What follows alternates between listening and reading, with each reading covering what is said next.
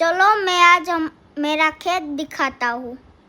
हमारे खेत में सब चीज़ रखी है, हम दिखाता हूँ। लाइट है, मोटर है, पंखा है। चलो हम चालू करते। ये देखिए लाइट ऑन।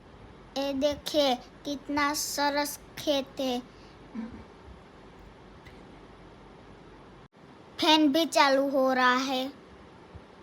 बीज हमने बोए हैं, थोड़े टाइम में वो भी बड़े हो जाएंगे। ये हमारा कुआं है।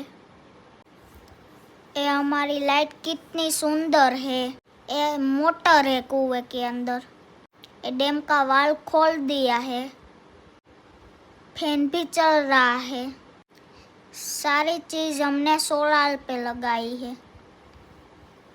पूरे दिन चार्ज होता है।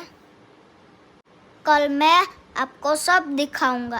ये देखिए नदी चल रही है और कुएं में जा रही है और मोटर भी चालू है।